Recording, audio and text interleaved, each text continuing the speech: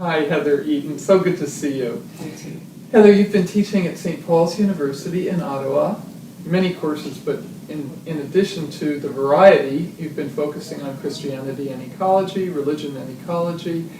And we want to draw you out today as a theologian on what is it that Christianity can offer to our environmental crisis?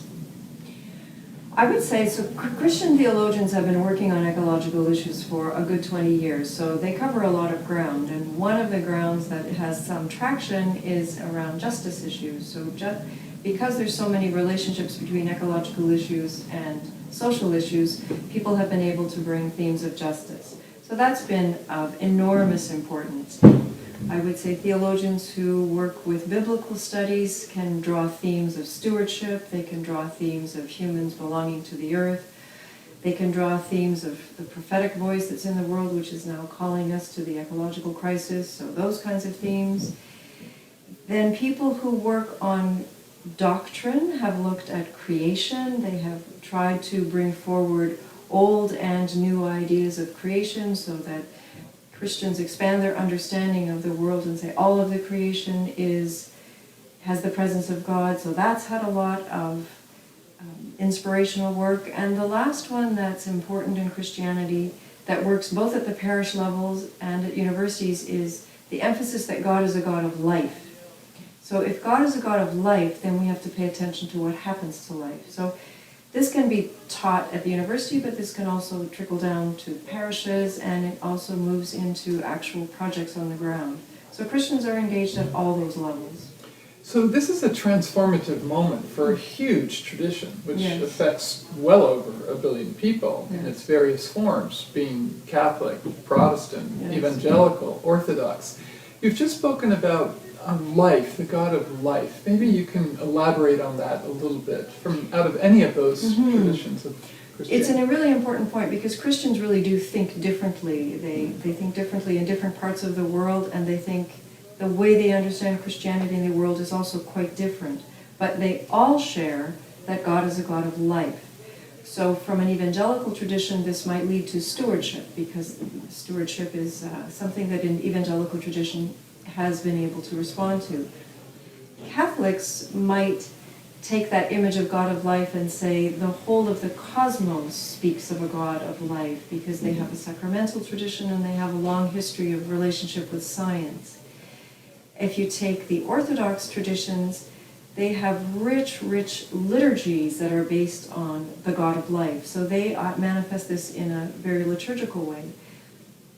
And I think of work that's being done in Australia on care for creation, because all of life is a manifestation of God, and they can work with Aborigine traditions in Australia.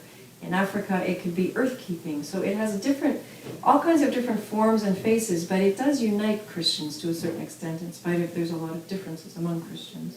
And let's return to the door of justice, because each one of these you've presented are different entryways, right? That's a good way to put it. And so justice, the social justice sensibilities have been strong in many of these Christian traditions. Yes. And how is it linking up now with environment or eco-justice? How can you describe that?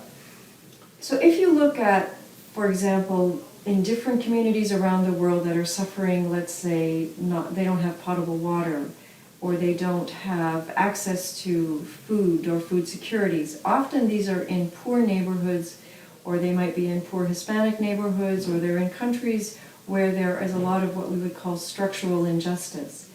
So we have terms like environmental racism.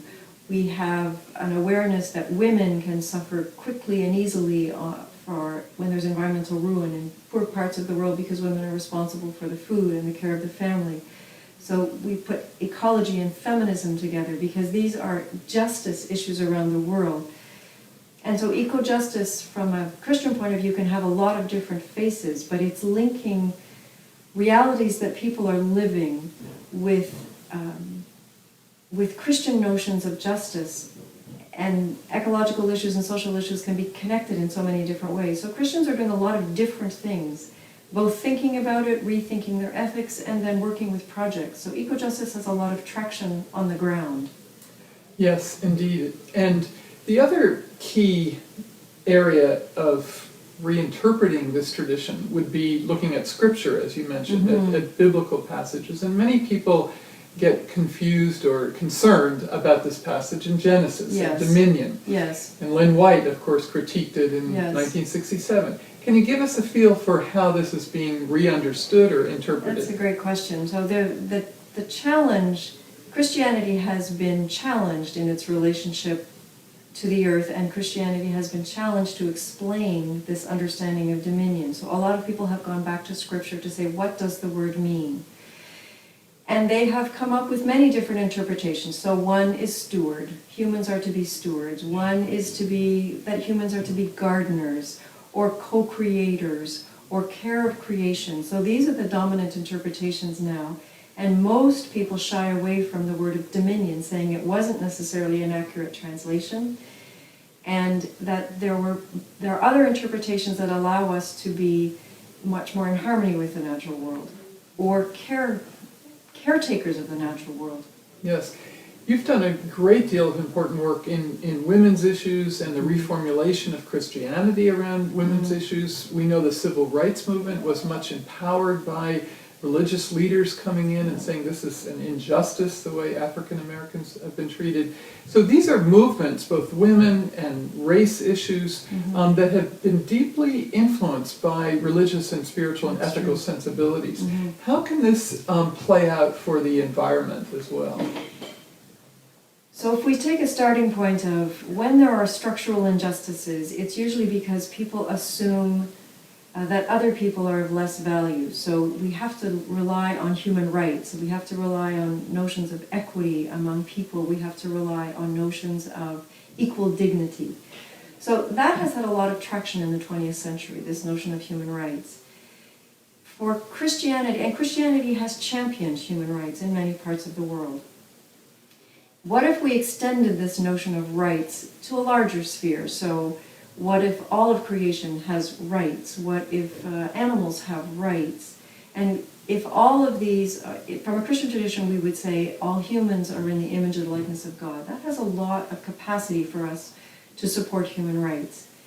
But what if we said all of creation has some way of being in the image and likeness of God? Then we can extend rights to all of creation in the same way that primates are being given rights in some parts of the world.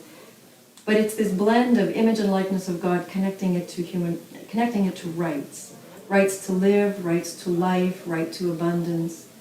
I think that's got some traction. It has a lot of traction. And for some, as you said in the evangelical community, maybe just that the Creator created this, and so creation is sacred, right? And needs to be Creation preserved. would have value. Creation would have, I would say some traditions don't go as far as saying that it's in the image of the likeness of God, but that it's more than a set of resources. Yes. And that creation, that the earth is part of God's creation, therefore needs to be respected. So it may not be in the image and likeness of God for some, and for others it would be very much in the image and likeness of God. I think there's a spectrum, but in all of that spectrum, Christians can find ways to either be respectful or in harmony with or support sustainability. Right. And we have a variety of problems, don't we, in the environment: air, water, soil, land, and so on. Let's turn to just one maybe, which is global in nature, and that's climate change. Yes. And can you give us a sense of what some religious groups are doing that you might be working with or know about? So in order for Christians to respond to climate change, they first have to understand something about climate change. So the first step is to get some ecological literacy. So that's one step that's very important. My understanding of what's going on in the world is people who are working with climate change are often working on a local level. So what is particularly happening in their community? There are Christians who work at the Intergovernmental on Climate Change and try to press for policy so that governments will have policies. That's very tricky politically, but there are people who are very Christian motivated to work on policies, getting their governments to support policies against climate change. That's harder. At the local level, it's easier, and at the educational level, any Christian theological program today has to become ecologically literate. Climate change is one. Just a slightly different one, I would say water. Water has all kinds of issues all over the world for its shortages, it's what are we going to do about the lack of fresh water, what are we going to do about the oceans. And Christianity is full of imagery about water, spiritual imagery, and I think that's a place people can connect their spiritual imagery with what's actually happening. Right. And that's a strength. Climate change is more challenging, but people are doing it. Yes. As Thomas Berry used to say, you can't baptize with impure water. Yes. So that these elements are part of a sacramental tradition for many of the Christian. Yes. But even if it's not their sacramental tradition, it's all over the Jewish Christian tradition, this imagery of water and how important it is, and baptism, and we have to understand therefore what's happening to water on the planet. Yes, indeed. Are there other examples in Canada or in the US? The Catholic nuns have been working in this area for a long time. Can you give us a feel for what their work is about?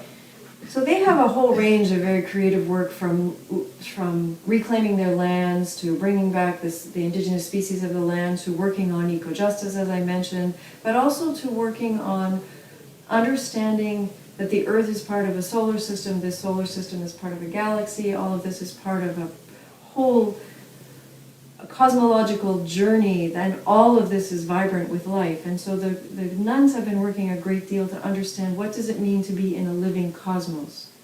So that's one very strong piece of work they're doing. And another one is working multi-religiously. So Christians are working much more with people from other religious traditions to have coalitions on environmental issues.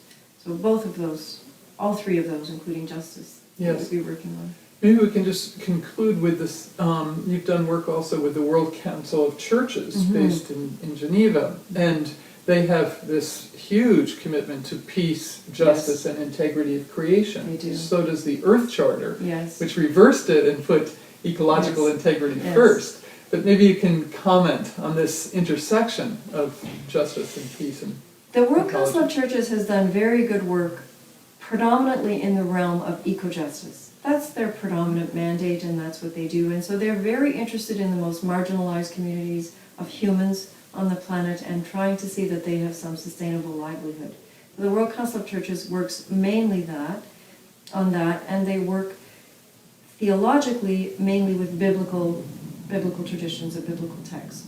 They do very good work on that. But I would say that the perspective of the Earth Charter, of taking ecological literacy and understanding the dynamics of the planet first, that would not necessarily be compatible with the World Council of Churches, but there are a lot of Christians who work with the Earth Charter and with the World Council of Churches. So maybe not together, but they can work out of either or both frameworks. Right.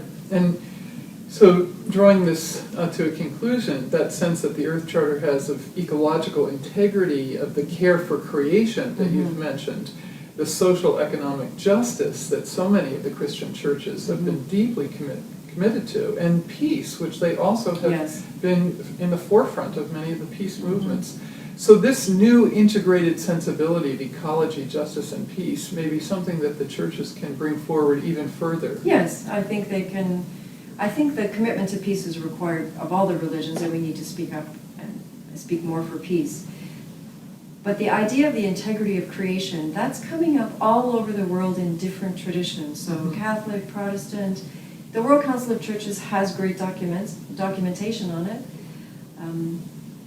And the joining of peace and nonviolence, I think, is growing in Christian communities around the world. So it's not just an image of peace, it's nonviolent action of what is required, because environmental strife is growing, and we must have nonviolent actions in response to it. This joining of peace and justice and integrity of creation takes many forms in different parts of the world. So not all the Christian traditions are doing all of them, but together they are doing all of them. Yes, and Heather, we're so grateful to have you here today, because you have been leading this new integration, I think, of ecology, justice, and peace in your teaching, in your writing, in your lecturing, and conference organizing. So we're deeply grateful, and especially for creating the Canadian Forum on Religion and Ecology. Thank you so much. Thank you. Thank you.